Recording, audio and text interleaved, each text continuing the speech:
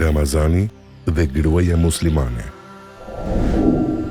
O ju që keni besuar, ju është bërë juve obligim agjërimi i muajit të Ramazanit, sikur që ishte obligim dhe i atyre që ishin para jush, kështu që të bëheni të devotshëm. Surja El-Bekare 183. Nuk ka dyshim se ky umet, muslimanët, janë nderuar me ardhjen e një muaji në të cilin ata pastrojnë shpirtrat nga gjunahet dhe kundërshtimet, trupat e tyre nga zakonet e këqija dhe veprat e ndyta. Allahu në këtë ajet kuranor shprehet qartësi se muaji madhërueshëm i Ramazanit është bërë obligim për të gjithë muslimanët, burrat, gratë, të punësuarit e të papunët, të martuarit e beqarët, studentët dhe të rinjt, e të tjerë që janë me angazhime nga më të ndryshmet. A lejohet që të agjeroj femra?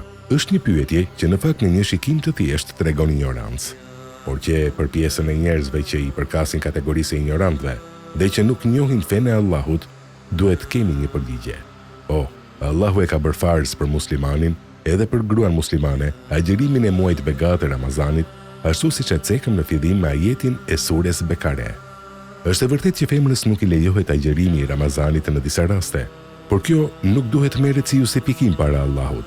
Sot disa prej grave muslimane thonë: unë nuk mund të agjeroj se dua të bëj drekën apo darkën. Unë nuk mund të agjeroj sepse duhet kujdesen për fëmijët, apo unë nuk mund të agjeroj sepse më bërtet burri apo edhe më keq, është turp. Të gjitha këto ju drejtohen juve grave muslimane që nuk janë gjë tjetër vetëm se justifikime, të cilët nuk kanë vlerë para Allahut, ditën kur nuk do bëj dobi, as pasuria dhe as fëmia, por vetëm se punët dhe veprat e tua që keni bërë për hir të Allahut. E një ndër këto vepra është edhe agjerimi i Ramazanit, në të cilin ka shpërblim të madh për të cilin e ka premtuar Allahu, e s'ka dyshim që Allahu e mban fjalën. Agjerimi, motra dhe nëna ime, janë garanci për ty në ditën e gjykimit, kur Allahu të thëras ty për të dhënë llogari. Transmetohet nga Abdullah ibn Amri se pejgamberi Muhammed a.s. ka thënë: agjerimi dhe Kurani ndërmjetësojnë për robi në ditën e gjykimit. Agjerimi thot: o Allah, i kam larguar ata nga ushqimi dhe kënaqësitë, pra mundsoma mua që të ndërmjetësoj për ta. Po ashtu edhe Kurani thot: o Allah, i kam ndaluar ata nga gjumi i natës, mundsoma mua që të ndërmjetësoj për ta, dhe Allahu a mundson. Për gruan që agjeron, kujtoni fjalën e pejgamberit a.s. i cili thot: kur gruaja fal 5 namazet, e agjeron Ramazanin, e ruan nderin e saj dhe respekton burrin, asaj do t'i thuhet: hyj në xhenet nga cila derë të duash.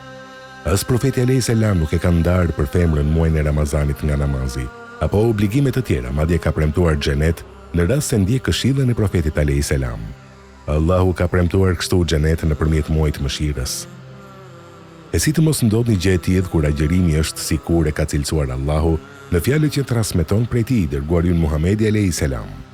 Çdo punë e birit të Ademit është për të, me përjashtim të agjerimit. Ai është për mua dhe unë do ta shpërblej atë. Nuk do të zgjatem më tepër, por do i drejtohem motrave dhe nënave tona. Jeni në kohë, agjeroni, pasi është obligim për ju, dhe mos rrini pas justifikimeve dhe fjalëve të dynjas.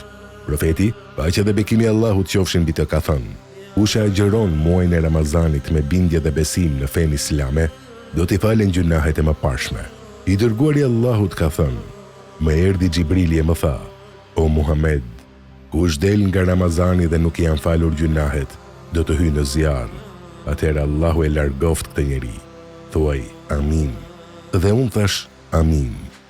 Allahu mos na bëft prej tyre, por se Allahu thotë në Kur'an: por nëse agjeroni, kjo është akoma më mirë për ju, veç sikur ta dinit. Surja El-Bekare 184. Agjerim të lehtë dhe të pranueshëm. Amin.